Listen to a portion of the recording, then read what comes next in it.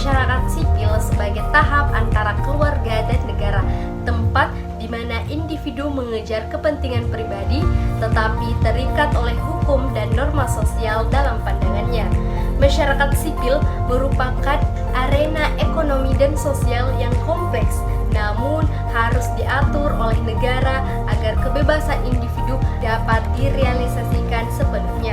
Pemikiran ini memberikan landasan untuk memahami dinamika antara kebebasan individu dan kepentingan kolektif dalam pembangunan masyarakat modern.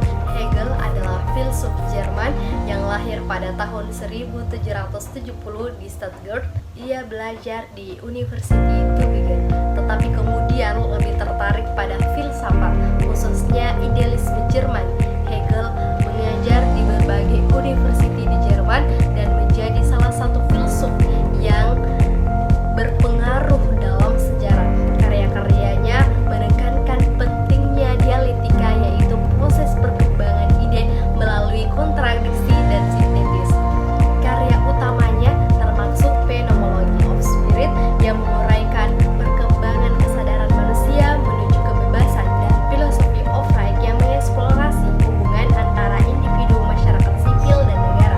Filsafatnya mendasari pemahaman tentang sejarah sebagai proses dinamis menuju kebebasan dan rasa nyata. Konsep utama pemikiran Hegel yang pertama adalah dialektika yang menggambarkan proses perkembangan pemikiran dan sejarah melalui 3 tahap.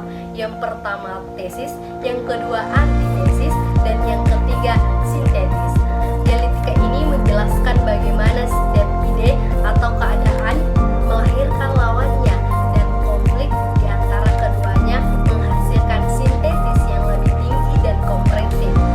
Selain itu, Hegel menekankan konsep geist atau yang disebut roh atau spirit yang dianggap sebagai kesadaran universal yang berkembang melalui sejarah menuju kebebasan dan kesadaran diri bagi Hegel. Seluruh perkembangan sejarah dan pemikiran manusia merupakan ekspresi dan perjalanan roh ini menuju realisasi diri dan kebebasan. Pemikiran Hegel dapat membantu kita memahami peran dan tantangan masyarakat sipil dalam demokrasi melalui konsep dialektikanya. Hegel melihat masyarakat sipil sebagai ruang di antara keluarga dan negara, di mana individu-individu mengejar kepentingan pribadi mereka. Namun melalui konflik kepentingan tersebut muncul kebutuhan akan tatanan sosial yang lebih tinggi yang tercermin dalam negara. Dialektika ini menjelaskan bagaimana ketegangan dalam masyarakat sipil seperti antara kepentingan pribadi dan kepentingan umum bisa menghasilkan kemajuan dalam bentuk kebijakan yang lebih inklusif dan demokratis.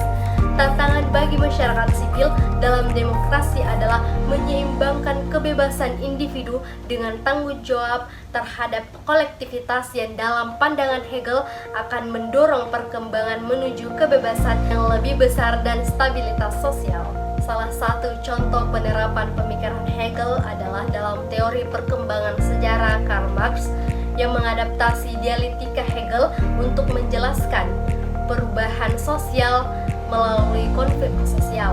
Marx melihat pertentangan antara kelas bourgeois atau tesis dan proletariat atau antitesis akan menghasilkan revolusi dan tantangan sosial baru atau sintesis, yaitu sosialisme. Di dunia akademis, pemikiran Hegel juga mempengaruhi studi tentang negara dan hukum, di mana para filsuf dan ilmuwan politik mengkaji bagaimana konflik dalam masyarakat sipil mendorong terciptanya sistem hukum dan negara yang lebih maju dan inklusif. Pemikiran Hegel berpusat pada konsep dialektika, di mana perkembangan pemikiran sejarah terjadi melalui konflik dan pernyataan ide-ide yang berlawanan. Dia juga menekankan pentingnya raw spirit yang melalui proses sejarah. Hegel adalah langkah yang sangat berharga untuk mempelajari bagaimana memahami perubahan dalam masyarakat dan sejarah yang terjadi. Dengan mempelajari lebih lanjut tentang Hegel, kita akan mendapatkan perspektif baru tentang bagaimana konflik dan kesadaran diri membentuk dunia kita, serta bagaimana kebebasan dan kemajuan terwujud dalam sejarah. Itulah tadi pembahasan tokoh Hegel, filsuf